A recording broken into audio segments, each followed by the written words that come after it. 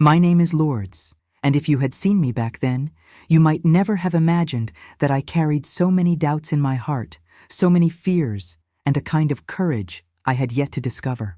I was just an ordinary woman, raised among vegetable gardens and stoves, my hands rough from scrubbing clothes in the wash basin, and a faith so big it barely fit inside me.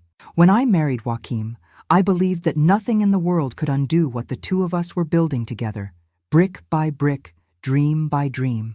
I was 23 years old when I put on my starched white cotton dress, sewn by my mother, and swore before God that I would stay with him for the rest of my life. In those days, a woman's word was worth more than any written contract. I did not know that years later, I would have to face the greatest fear I could ever imagine, a betrayal that arrives quietly, disguised as friendship. Before I start, please like this video and subscribe to the channel, and let me know in the comments where you're watching from.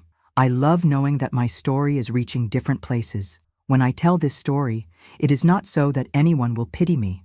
I am no poor creature, though I have endured humiliations that only God knows how I survived. I tell it because if someone someday reads these words, perhaps they will recognize some sign, some tiny thread of suspicion that begins to throb in the back of their mind. And if this helps open the eyes of even one woman, it will have been worth tearing open my silence. In those years, our village was small. The dirt road would stir up red dust whenever the wind blew harder.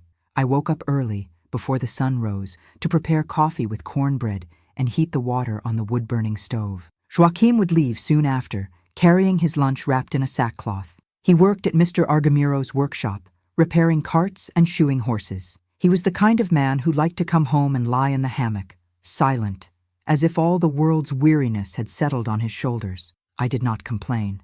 I thought that was the way it was meant to be. The man worked outside, the woman kept the home. That was what my mother had taught me, and I never stopped to think that maybe there was another way. I was happy, or at least I believed I was. Our little house had only 2 rooms, but it had everything that mattered. In the living room, a glass cabinet I had inherited from my grandmother held the thick glass cups that I only took out when visitors came. We had a wooden bed that creaked when we turned over at night, an old stove that never failed us, and a backyard where I planted collard greens, lettuce, and a few flowers that made me smile. Life could be hard, but it was ours. I was proud of every detail. It was in that simple setting that my story began to change. When Estella arrived, I had no idea that she carried a promise of destruction hidden in her smile. I still remember the first time I saw her. She was walking down the road with a bundle of clothes balanced on her head and a small boy hanging on her hip. She had a thin face, a slightly lost look, and such polite manners that my heart immediately softened. I thought, poor woman, alone in the world, she must need help. Without realizing it, it was in that moment that I opened the door to my house, and later to my destiny. Back then, a woman who was separated or widowed carried a heavy stigma. Everyone gossiped and whispered behind their hands. I never wanted to take part in that meanness. Since I was a girl, my mother had taught me that you should offer the best you have to anyone who knocks at your door. So when she clapped her hands at my gate and asked if she could use my wash basin to rinse a few clothes, I did not think twice. I said yes, of course she could use it, and that if she wanted, she could come in for coffee later. That was how we started talking. At first it was only housewife matters, the price of beans, how hard it was to find good kitchen towels, the longing for family. She told me she had come from far away, escaping a bad marriage, and that she just wanted to start over. I believed every word because I had never learned to doubt anyone. Joaquim would come home from work and find us sitting at the stove's edge, talking. I could tell he seemed a little uncomfortable, but I thought it was just because he was a man and did not have much to say to a woman who was not family. I would smile, offer coffee, and say she was almost like a sister God had sent me. It never crossed my mind that while I saw a friend, he saw something else. I, who was so proud of my woman's intuition, was blind. But in those days, my heart was pure, and I did not know that life could hold so much malice hidden in such small gestures. Weeks passed, and Estella became more and more present. She brought her son to play with my little boy, said she felt lonely in her own house, that she liked my company. I felt useful, as if I were doing a good deed. I helped in any way I could, lent her sugar, lent her pans, lent her my ears. That was how, in my greatest innocence, I began to give away pieces of my routine, my trust, not knowing that all of it would be turned against me. If anyone had asked me back then whether I was afraid of something, I would have said no. My greatest fear was not having money for rent or my son falling sick. I never would have imagined that the worst pain comes from where we feel safest. When I think about it now, I feel a tightness in my chest. I was so young, with so much hope for the future, that I did not see how my present was already slowly coming undone. I know many who hear my story may judge me as foolish. Perhaps I was. I was raised to believe that people were good until they proved otherwise. And if you have never been betrayed by the one you loved most, you may not understand how easy it is to close your eyes to the signs we do not want to see, because if we see, we have to act. And acting is sometimes so hard that we choose blindness instead. That was what I did. I made myself blind. Today, so many years later, when I look back, I think of how many women live similar stories, but do not have the courage to speak them aloud. I felt ashamed, yes. I was afraid of being pointed at, of hearing that I was not a good wife, of believing the fault was mine. But it was never my fault. It was theirs. And it took me a very long time to be able to say that without crying. That is why I am here, writing these words, because I believe no one should have to suffer in silence. Life taught me that the worst betrayal is not the one from a stranger. It is the one who sits at your table, who eats from your plate, who holds your hand and says they want the best for you. Estella was that presence. She entered my house as a friend and left as a memory I tried for so long to erase. But you cannot erase what you have lived. You cannot erase what you have learned. And I learned that trust is the most precious thing a woman can have, and the most dangerous thing to put in the wrong hands. Perhaps you think I am old-fashioned, with my dresses ironed smooth and my ways from another time. But even then, a woman's heart was the same as it is today, full of dreams, full of fears, always hoping that love would be enough. I believed that mine would be, and that was how everything began. In the backyard, I planted a little bit of everything. There was a bed of herbs I tended with care: rosemary, chives, mint. When the sun began to set, I watered each plant as if it were a treasure. There were also some rose bushes my mother gave me when we moved in. They grew strong, coloring the wall with flowers. I always thought those roses were like our love, simple but resilient. Joachim was a quiet man. He was not one for many embraces or sweet words, but he showed his affection in small gestures. When he came home from the workshop, he brought a piece of molasses candy to sweeten my coffee. Sometimes he repaired my dented pans, hammering them carefully so they looked almost new. On Sundays after lunch, he would lie down in the hammock and call me to sit near him. I would run my hand over his hair, which smelled of soap. In those moments, I felt that, even without saying it, he was also happy with me. The evenings were peaceful. After supper, we sat by the doorway to feel the cool breeze. I counted the stars, trying to guess whether it would rain the next day. Joachim smoked his cigarette slowly, gazing into the dark. Sometimes he told stories about when he was a young man, traveling with his father across farms. I liked listening, even if they were always the same stories. It felt like, in that shared silence, there was a secret agreement that everything was all right. When I think of those days, I think of the peace I felt inside me. I did not know that happiness could be fragile too. I believed that if you worked hard, prayed, and loved, nothing bad would happen. I had no premonition, no doubt. To me, the world fit inside that little house, and I did not need anything more. I was so proud of our life that when some acquaintance complained about her husband, I silently thanked God for giving me Joachim. He was not perfect, but he was hard-working. He never came home drunk. He never raised a hand against me. I thought that was all a woman could expect from a man. I had not learned that there were other kinds of violence, the kind that comes quietly, eating away your trust until nothing remains. When our son was born, I felt as if my heart could not fit in my chest. I spent 2 nights without sleeping, just looking at that wrinkled little face, feeling a love so big it almost hurt. Joachim became different during that time. He came home earlier, asked if I was all right. I thought that little boy had come to bind us even closer together. For a long time, I believed that.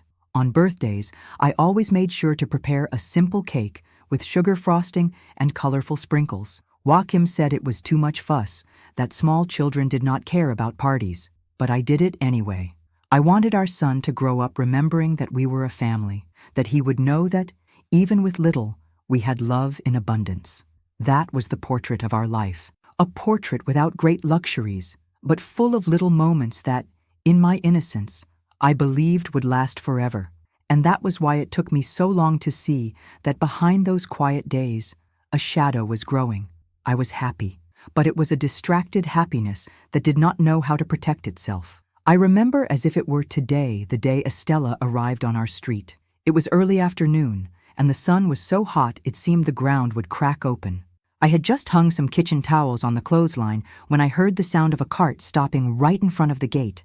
The cart was piled with old suitcases, some bundles of cloth, and 2 wobbly chairs. The cart driver climbed down first, wiped the sweat from his forehead, and helped a thin woman get down from the back. She was carrying a small boy in her arms, sleeping like an angel. I stood there watching that scene with my heart tightening, because I had always felt sorry for those who arrived without anyone to receive them. Estella did not look any older than I was. She had a pale face, her hair tied up in a bun with a few loose strands, and hollow eyes, as if she had spent many nights without sleep.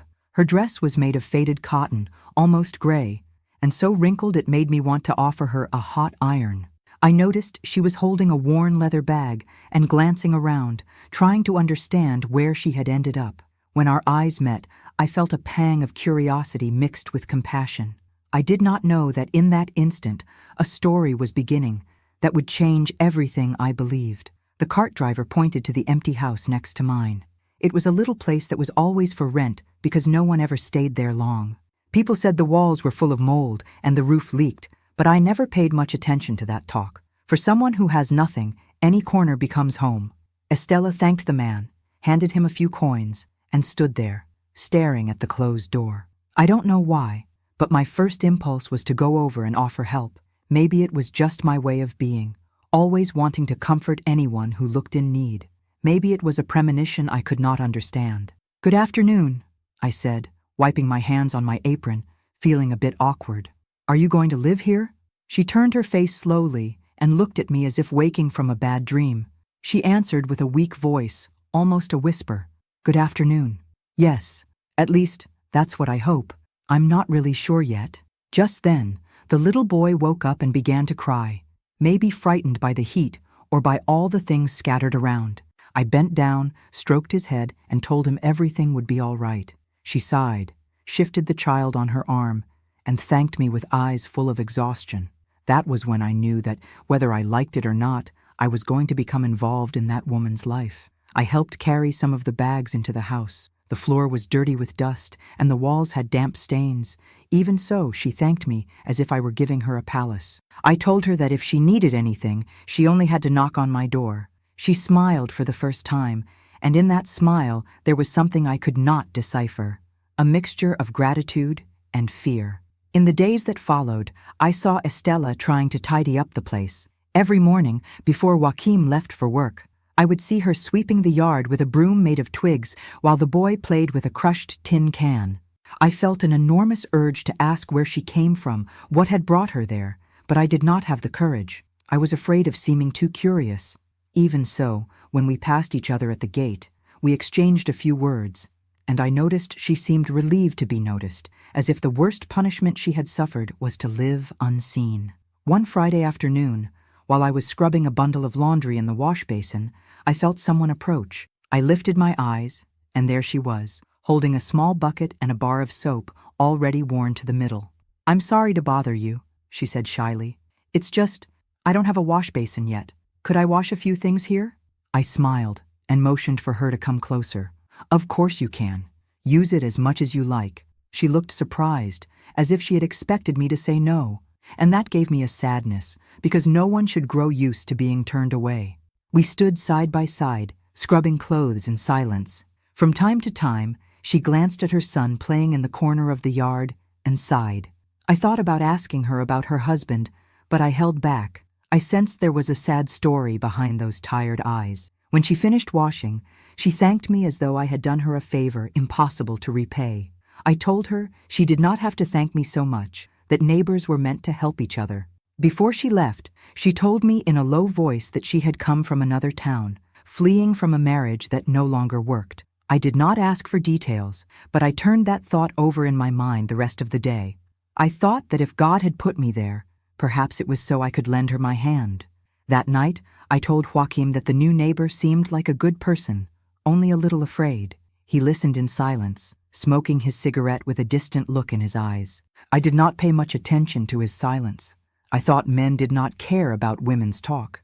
Little did I know that his silence hid much more than weariness. The following Sunday, Estella came to my door with a plate of cornbread. She said it was her way of thanking me for my kindness.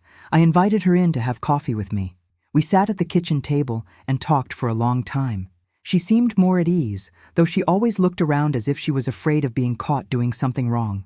She told me she had studied up to middle school and dreamed of giving her son a better life. I thought that was so beautiful. That hope she had for starting over. It made me want to help her even more.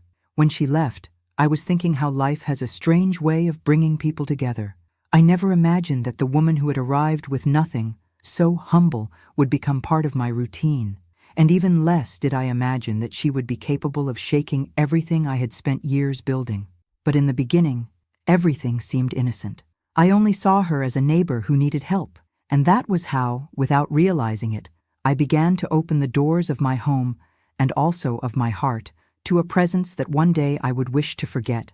If I had known how much that friendship would cost me, maybe I would have closed my gate the first day. But back then, my heart was the kind that believed in everyone. I had that habit of thinking that anyone who arrived sad just needed a little kindness and attention. And that was how Estella began to take root in my life, in such a natural way that I did not even notice. At first, it was just a visit now and then. She would come in the late afternoon, when the sun began to sink and the heat gave us a reprieve. She clapped her hands at the gate, asking if she could borrow a little sugar or if I had any thread to hem her curtain. I always said yes. I liked having company, talking while I finished my chores. The two of us would sit on the wooden bench on the porch, and she would share pieces of her story in a soft voice, as if afraid to speak too loud. She told me she had been raised by her grandmother, that she had married young to a jealous and violent man, that she had fled because she could no longer bear the threats. I listened carefully and thought how good God had been to give me Joaquim, a hard-working husband who never hurt me. Over time, these visits grew longer. Estella brought her son to play with my boy, and I thought it was sweet to see the two of them running around the yard. She said she felt at peace there, that my house was a place where she could breathe without fear. I believed her. It never crossed my mind that there was another reason for so much closeness. In my simple thinking, I only saw a lonely woman who needed support. Some days I even felt ashamed to have such a tidy life while she carried that sad past. That was why I made a point of sharing everything. If I baked bread, I took half to her. If I cooked fresh beans, I sent over a plate. When she started sewing clothes to earn a few coins, I was the first to buy an apron just to help her. Joaquim would say I had too soft a heart, that I could not take in everyone as if they were family. But I answered that we never know what tomorrow might bring, that anyone could need a neighbor's outstretched hand. Estella started telling me things I had never told anyone. She spoke of loneliness, of the dreams she had left behind, of the fear she felt when she closed her door at night. Sometimes she cried quietly, wiping her tears with the corner of her kerchief. I held her hand and said everything would get better, that no one would hurt her here. I did not know that while I offered my comfort, she was little by little moving closer to what was mine. When Joaquim came home from work, he always found me sitting with Estella close by. He greeted her with a nod, barely looking. I thought he was just embarrassed because he was a man with nothing to say to a woman. I did not realize that embarrassment was something else. I believed so firmly that our marriage was strong that it never occurred to me that my husband could feel curiosity or any other feeling for that thin, sad neighbor. One afternoon, she brought over a tin of milk caramel. She said a cousin had given it to her and she wanted to share it with me. We sat in the kitchen, spread the caramel on bread, and reminisced about childhood memories. It was the first time I saw her truly smile, her eyes shining. I felt happy to see her recovering, no longer so frightened. In my mind, I was doing something good. It was almost as if it was a mission God had given me, to help that woman stand back on her feet. After that day, she started coming almost every late afternoon. It always began with some excuse, returning a plate, asking for a recipe, offering to help in the garden, and ended with her staying until after dark. I did not mind. Joachim, however, began to come home later. When I asked why, he said there was more work at the shop. I believed him. I had never been a woman who suspected anything. Our conversations were always long, and I felt she opened up to me in a way she did not with anyone else. She spoke of her fears, the humiliations she had endured. Sometimes she would glance at the door as if expecting someone to walk in any moment. I would say that no one would come looking for her, that here was a safe place, and she would smile, grateful. I thought that was true friendship. I did not see that while she shared her confidences, she was also studying everything in my home, in my life, in my marriage. On Christmas Eve, I decided to invite her to have supper with us. I thought she had no one, and it felt cruel to leave her alone. Joachim did not like the idea. He said that was not our concern, that maybe she had family elsewhere. I insisted. I said Christmas was a time to share, and if God gave us a little abundance, we should divide it. In the end, he gave in. That night, Estella came with her son, brought homemade bread and a small package with a bar of soap as a gift for me. I thought it was so thoughtful that I cried with emotion. It felt like God was rewarding me for having an open heart. During supper, she sat by my side, helping serve the table. I noticed that Joachim hardly spoke. I thought it was only shyness. I never imagined that he was already looking at her differently. When I remember that today, I feel a knot in my throat, because back then, I had so much trust, so much certainty that my friendship was pure. I was blind, and that blindness cost me far too much. Today, when I close my eyes to remember, I see that all the signs were there, scattered like crumbs of bread that I could have followed if I had had the courage, but I did not want to. Maybe because it was easier to believe that nothing was changing. Maybe because I loved the life I had so much that I preferred to cling to it with all my strength, pretending nothing was threatening my little world. The first signs came gently, as if they did not want to be noticed. It was on a summer afternoon when I came back from the shop, carrying a sack of flour, and found Joachim sitting on the porch. What was curious was that he was laughing at something Estella was saying. Laughing for real, with those eyes of his that almost never lit up. I stood there for a few moments, watching. It was no sin to laugh, but the way he was looking at her sent a chill through me that I quickly pushed away. I thought I must be tired, imagining things. So I forced a smile, went inside, and began putting my groceries away.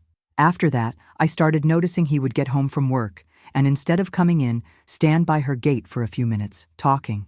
Whenever I appeared, he would always find a way to fall silent, as if it were no important matter.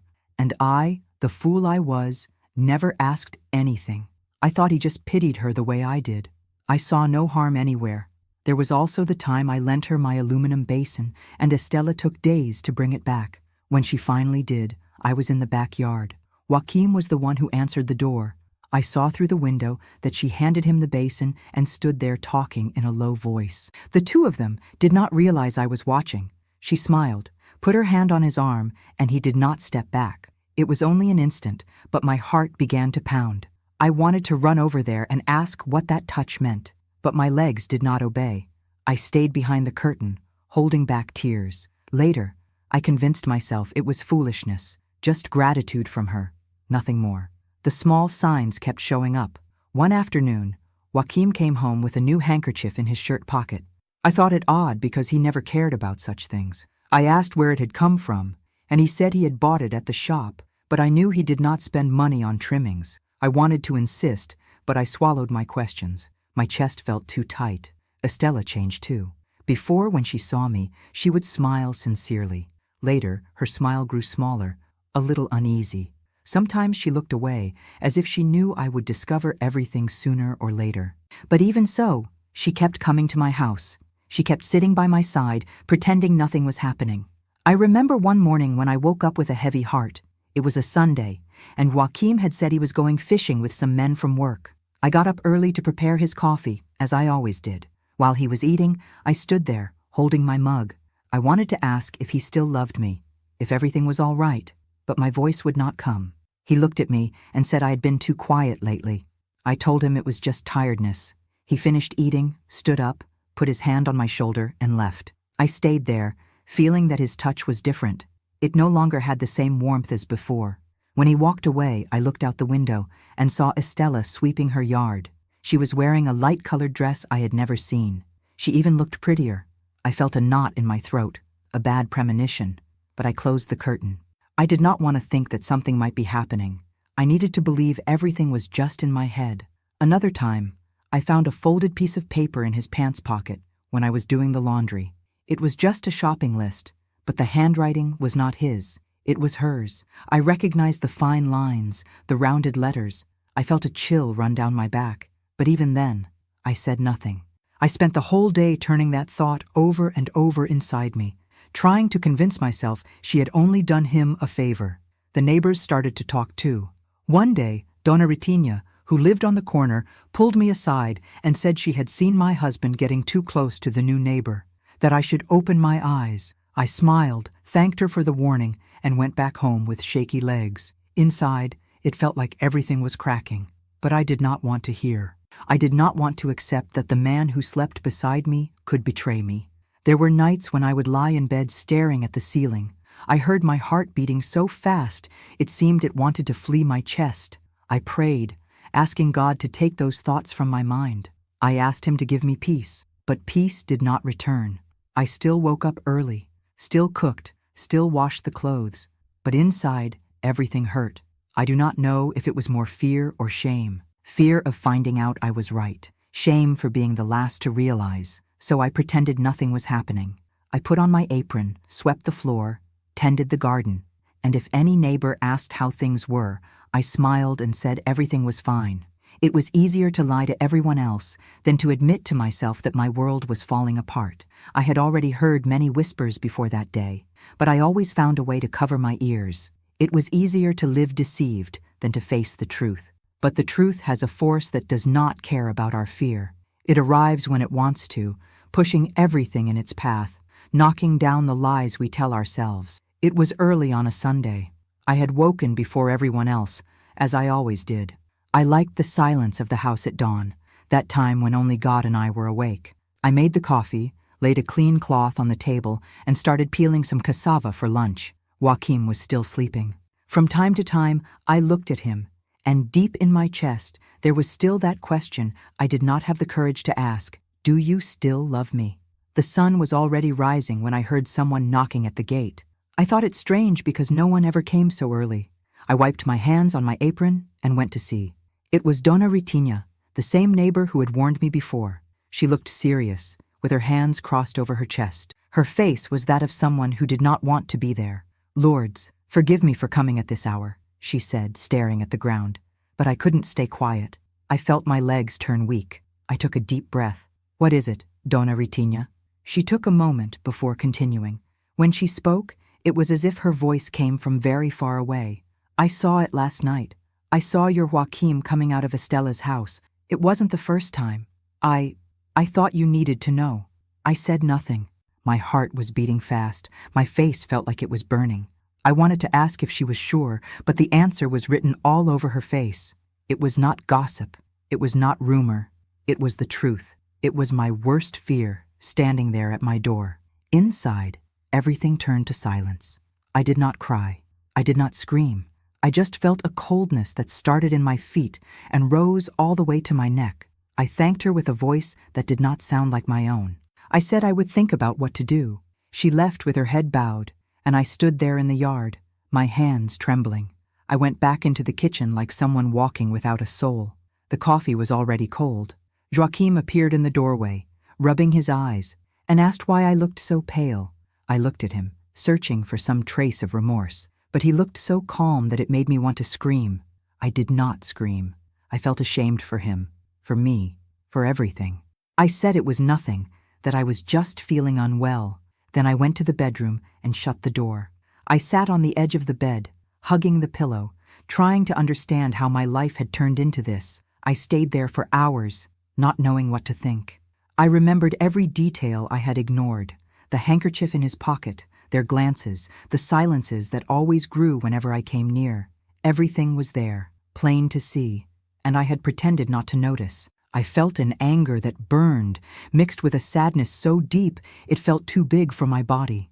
When I finally came out of the room, Joaquim was already gone. Maybe he had gone to her house. Just the thought made my hands clench into fists. I wanted to run over there, open that door, and shout in their faces. But something held me back. Maybe it was the fear of confirming with my own eyes. Maybe it was the last bit of dignity that still lived inside me. In the late afternoon, I gathered my courage and went to Estella's gate. I clapped my hands so hard my fingers turned red. She took a while to appear. When she opened the door, she had her son in her arms and a tired face. She looked surprised, as if she never expected to see me there. "Lourdes, what is it?" I took a deep breath. I felt the tears rising, but I did not let them fall. "I know, Estella. I know everything." She turned pale. Her lips trembled. The little boy began to cry, sensing the weight of that moment. I stepped closer, and for the first time, I did not see any victim in her. I only saw the woman who had destroyed my home. "Why?" I asked, almost in a whisper. "I welcomed you. I trusted you. Why?" She did not answer. She lowered her head as if she wished she could disappear. We stood there at the door, two women who no longer knew who they were. I felt that whatever words she said would not change anything. What was done was done. I walked back home slowly, like someone carrying a burden too heavy to bear. I sat on the porch bench and finally cried everything I had been holding in. I cried for myself, for my son, for the man I loved and who was no longer mine. I cried for the woman I had been, so sure that goodness was enough to keep life in place. When Joaquim came back, it was already night. He walked in without a word. I looked at him, waiting for him to confess, to beg forgiveness, but he only dropped his hat on the chair and went to lie down. In that moment, I knew there was nothing left to save. What we had ended right there, in those silences that said everything. That night, I slept in my son's room. I spent the hours staring at the ceiling, feeling like I no longer had any ground beneath me. And that was how, without shouting, without fighting, my home came undone. Deep down, I think I had always known. I just did not want to see. I wish I could say that in that moment I had courage, that I gathered my things and left, that I told Joaquim everything that was stuck in my throat. But the truth is that courage does not come so easily when you have spent years believing that happiness depends on keeping everything in its place, no matter the cost. That first day after the revelation, I woke up before sunrise, as if nothing had happened. It was as if my body knew what to do, even though my soul was in pieces. I got up from my son's bed, went into the kitchen, and made coffee. I set the table with the same flowered cloth, put the cups in their usual spot. When Joaquim came in, I did not lift my eyes. I felt his scent so close that my heart wanted to leap from my chest, but I pretended I felt nothing. He sat down in silence. So did I. We sat there, two strangers trying to look like husband and wife. I kept thinking that if I pretended everything was normal, maybe it would all be just a nightmare. That if I insisted on doing all the usual things, the rest would fall back into place. While he drank his coffee, I washed a pan just to have something to keep my hands busy. I could not stand being still because the silence was a mirror that forced me to face the truth. That week, I acted as if I knew nothing. I kept tending the house, the yard, our child. At night, Joaquim came home and found me sewing something as if everything were peaceful, but nothing was. I did not sleep well. When I lay down, I waited for him to close his eyes so I could cry. I cried softly, biting the sheet so no one would hear. In the morning, I dried my eyes, took a deep breath, and began pretending again. I do not know if it was cowardice or hope. Cowardice to admit my home had ended. Hope that he would feel remorse and become again the man who once made me feel safe. Maybe it was a bit of both. The neighbors began to notice how different I seemed. Donna Elvira, who always came to pick some rosemary, said I looked thinner. I smiled and said it was just too much work. Inside, I felt that I really was withering, like a plant forgotten in a corner without sunlight. One day, Joaquim came home early from work. I was in the yard trying to sweep the dry leaves, but the broom felt heavier than my arms. He came over to me, stopped nearby, but said nothing. He just looked at me. I thought maybe that was the moment when he would confess everything, beg forgiveness, but he only lowered his eyes and went inside. I felt such a deep pain that I had to sit down. I was afraid that if he spoke, everything would fall apart for good, but I was also afraid that he would never say a word. And it was that silence that killed whatever hope I still had left. Sometimes I found myself looking at her house through the window. I saw Estella hanging clothes on the line, like any other housewife. I felt anger, but also pity. Pity for myself for having believed so much, pity for her for being satisfied with the scraps of my home. But above all, I felt shame. Shame for having been blind, for not protecting my story. One night, I woke up short of breath. It felt like my chest was going to burst. I got up, walked through the house in the dark, trying to find a place where I could still feel whole. I sat on the porch, looked up at the sky, and asked God to give me strength. I knew I could not live like that forever, but I was not ready to change yet. I first needed to accept that this was not my fault. For many days, I kept pretending I did not know, pretending it did not hurt, pretending he was still mine. It was a denial so deep that I almost believed it myself, but a woman's heart does not forget what it has learned. Each time he came near, I felt my body stiffen. Every time I saw Estella walking down the street, my chest closed like a locked door. I thought about my son. I thought about how I would explain to him that his family had broken apart, and that was what kept me there, clinging to the illusion. I wanted to buy time.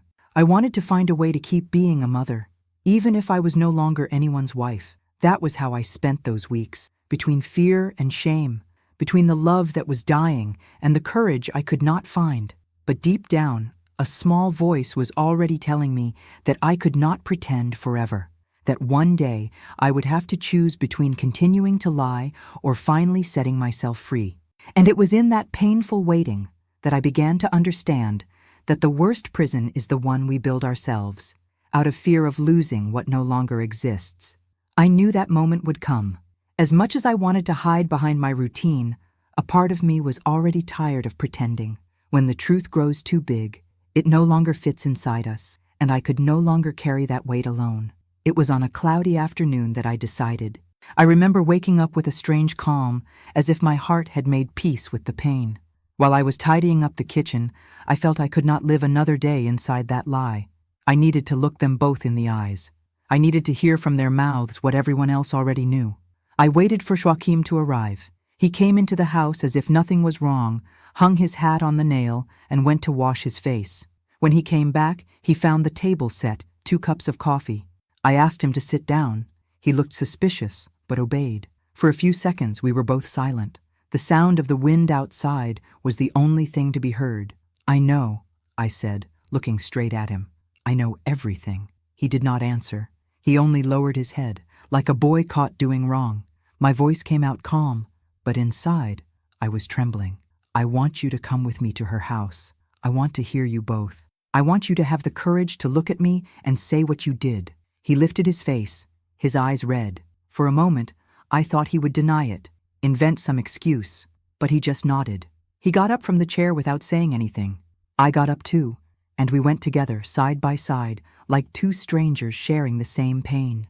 When we reached Estella's gate, I clapped my hands. My heart was beating so hard it felt like the whole world could hear. She took a long time to appear. When she finally came out, she was pale, her hands dusted with flour. She must have been preparing something. When she saw me standing there with Joaquim, her eyes widened. "Lords," I took a deep breath. "I want to hear it from you. I want you to say it in front of me. I want you to have the courage to admit it." For an instant, she said nothing. Then she lowered her head. Her voice came out so low I almost couldn't hear it. "It was a mistake," she murmured. "I didn't want—" "But you did," I interrupted without raising my voice, "because no one ends up in another woman's bed by accident." Joaquim was still silent. I turned to him. "Speak. I want to hear you too." He took a deep breath. His eyes filled with tears. "I don't know how to explain," he said in a thin voice. "It just happened. I made a mistake. It was strange. I had imagined that this would be the moment when I would scream, when I would hit them, when I would make a scene. But all I felt was emptiness. It was as if I was no longer there, as if that betrayed woman was someone else." Estella began to cry. I could not feel pity. I had cried alone on so many nights with no one to comfort me. Now it was her turn to cry. "I opened my home to you," I said. "I shared my food, my friendship, and this is how you repaid me." She shook her head, crying even harder, but she did not say anything I did not already know. I realized that no matter what they explained, Nothing would make sense.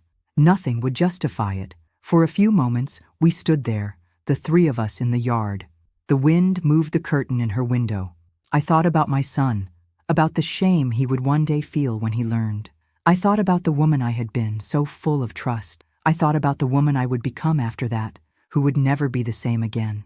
I took a step back. I felt that I needed to leave before I collapsed, before my dignity abandoned me too. I don't know what will become of our life, I said, looking at Joachim, but today I'm not going home with you. He did not insist. He did not try to embrace me. He only lowered his face, defeated. I turned my back and walked away. Each step felt heavier than the last, but it was the only path left to me. When I got home, I closed the door and leaned my back against it. My chest felt so empty, it was as if I could not breathe. I had dreamed for so many years of that home, and now it was only a stage for lies. I did not cry right then. The tears came later, when night fell, and it was in the solitude of that night that I understood that no matter how much it hurt, I still had something no one could steal, my courage to keep going. That night, when I came back home alone, I was certain my life no longer fit inside the same walls. It was as if everything I had built had cracked from the inside. I sat on the edge of my son's bed and stayed there, listening to the silence, a heavy silence that felt as if it was crushing me. The next morning, Joachim came into the house slowly, his face marked with dark circles. I was in the kitchen, stirring the coffee, and I did not lift my eyes when he arrived. He stopped near the table and stood there without knowing what to do. Maybe he expected me to say something, to forgive him, to cry. But at that moment, I had no tears left. All I felt was a weariness so deep it seemed my soul had aged all at once. He tried to speak, but no words came. I said nothing either. We stood for a few seconds in that silence of two people who knew that nothing would ever be as it was. Then he sighed, picked up some clothes from the wardrobe, and left. He did not ask if he could come back. He did not promise to change. He left like someone who already knew it was over. In the village, the gossip spread faster than any explanation. At first, I felt ashamed to go out into the street. I had the impression that everyone looked at me with pity or curiosity. Some neighbors came to me, said they were sorry, that I was a strong woman. Others simply looked away. I learned that other people's pain becomes something to fill the time for those who do not have the courage to face their own sadness. The days went by slowly. Every morning I woke up and remembered that he was no longer there. At the same time, there was a relief in not having to pretend anymore. I no longer needed to set the table for two or wait for footsteps that came late. It was painful, but it was honest. I was no longer living in a lie. Estella kept living in the house next door for some time. I avoided looking at her. When we passed each other at the gate, she lowered her head, as if she wished she could disappear. I also had nothing left to say. What needed to be spoken had already been said. She seemed more withered each day. Maybe she understood too late that whoever builds happiness on someone else's ruin never finds peace. I clung to my son. It was for him that I got up every day, that I still found the strength to sweep the yard and put food on the table. He was little, but he could tell that something had changed. Sometimes he asked about his father, and I only said he had gone away to take care of some things. I did not know how to explain betrayal to a boy who still believed the world was simple. As the weeks passed, I began to feel a sort of relief, mixed with sadness. It was as if I was finally breathing, even though the air hurt in my chest. I no longer had to share my home with someone who did not respect me. I could be my own person, even if loneliness was a hard companion to get used to. There were days when I thought about going after Joachim, asking him to come back. I remembered the man he had been before everything. I remembered our beginning, the radio he gave me, the way he held me when I cried missing my mother. But every time those memories came, I also remembered the pain of opening the door and finding out I was no longer the only one in his heart. And that was what stopped me. I did not want to be half of anything. Little by little, I started to recover my will to live. I took in sewing work, sold some cakes, and managed to pay the bills that way. Each dish washed, each sheet hung on the line was a way to remind myself I was still there, whole in what remained. Some afternoons, I sat on the porch, drank strong coffee, and thought about the future. I did not know what it would be like, but for the first time, I was not afraid. And so time kept passing. My heart did not heal overnight. Even today, if I close my eyes, I feel that same pang, as if the wound never fully closed. But I learned that pain does not kill, and that dignity is what remains when everything else is lost. The hardest part was accepting that I could not change the past. What had happened was done. What mattered was what I would do with what was left, and it was that decision that kept me standing. If I had to say in a single sentence what all this taught me, I would say that we never truly know anyone completely, not even the one who sleeps beside us. I spent so many years believing that it was enough to love and be honest to keep a home standing. Today I know it is not so simple. Love needs to be mutual. It must have respect and truth. When those foundations are missing, no feeling can hold up the walls. After Joachim left, I had to rebuild myself slowly, like someone gathering pieces off the floor. Every morning was a challenge. I would wake up and for a few moments forget what had happened. But soon, the emptiness in the bed, the silence in the house, reminded me of everything. That was how I learned to live with longing and disappointment. I also learned that kindness has a limit. I was always a woman with an open heart, ready to help whoever needed it, to believe people's words. But I discovered that not everyone deserves our generosity, that sometimes, the more we give, the more space the other person finds to hurt us. Today, I am more cautious. Not because I have lost the will to do good, but because I learned that you cannot hand over your home and your heart to someone who arrives full of secrets.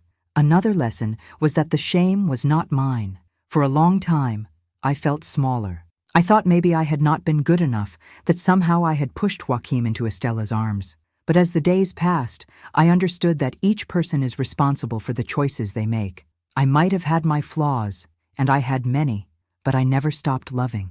I never stopped being loyal, and that was enough for me to hold my head high. Time also taught me to respect my pain. In the beginning, I wanted to forget it at any cost. I wanted to cover up the hole left in my chest. But I realized it was necessary to go through the sadness, to cry everything, remember everything, suffer everything, because only then does the wound truly heal. Pretending it did not hurt only prolonged the suffering.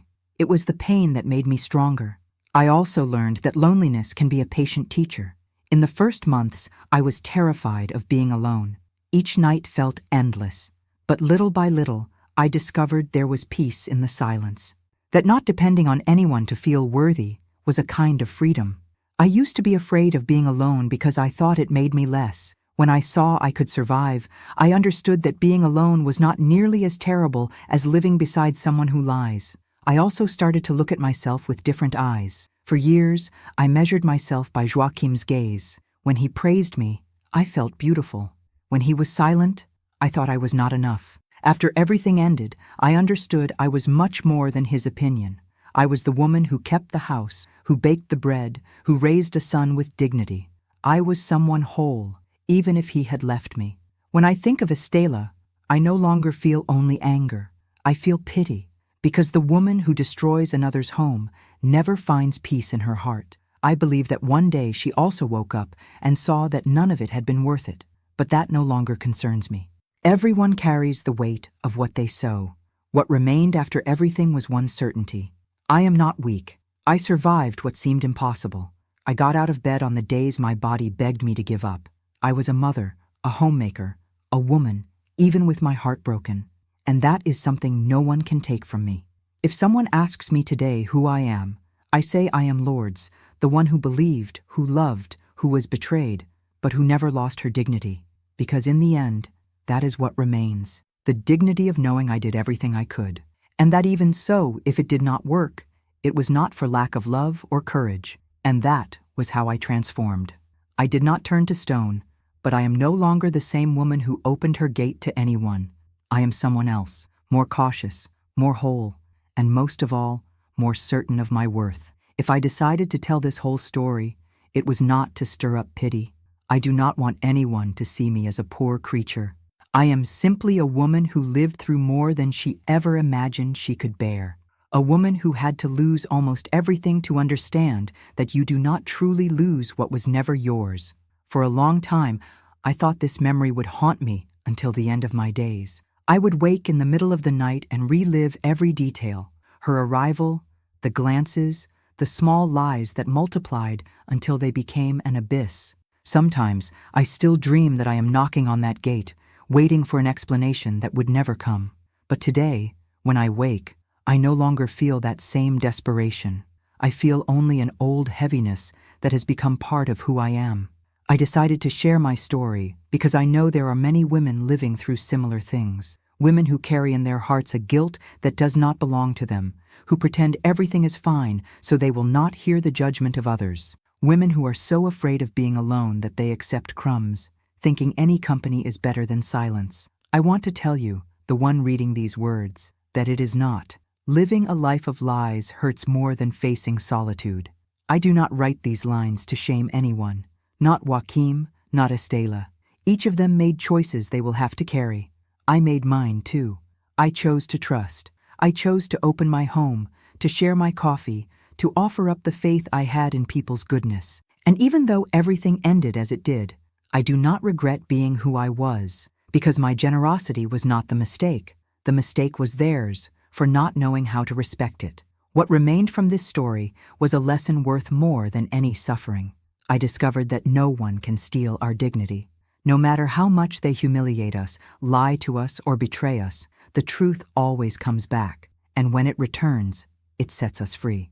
If I share this now, it is because I believe that every woman needs to remember her worth. I spent so many years thinking I was only Joaquim's wife, that my identity was tied to his love. When he left, I thought I had nothing left, but I did.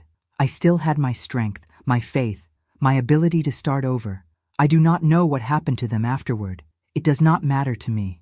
I only know that on the other side of this pain, I became someone who no longer accepts less than she deserves. And if one day you go through what I went through, I want you to remember this. No matter how long it takes, you will get back up too. I share this memory because I myself needed many stories of courage to keep going. I needed to hear other voices telling me it was possible to survive betrayal, that life does not end when you are betrayed. It only changes shape. And sometimes in the beginning, you do not recognize this new life, but little by little, it starts to regain its color. Today, my home is peaceful, just me and my son. Sometimes the silence still feels heavy, but it is no longer that false silence, hiding what no one dared to say. It is an honest silence that reminds me I chose to be alone rather than erase myself. And to me, that is victory. If you carry in your heart a pain like mine, do not feel ashamed. Do not think it makes you less. You are whole, even if someone tried to break you in half. You are worthy of love, of respect, of peace. I told my story because I believe the truth must circulate, so that other women know they are not alone, that they are not weak for having trusted, that they are not lesser for having been betrayed. I am Lourdes, and I lived beside the woman who destroyed my home, though at first I did not know it. But today I know that no one destroys what has strong roots. And my roots are here, grounded in the certainty that I did everything I could, that I truly loved, that I was honest with myself. And that is something no one will ever take from me. If you liked Grandma's story, don't forget to like this video and subscribe to the channel so you can hear more stories like this and share them with other people who might be inspired by this story of overcoming. Tell me in the comments, have you ever been in a similar situation? How did you react? A kiss on the heart from all of you, and until the next story.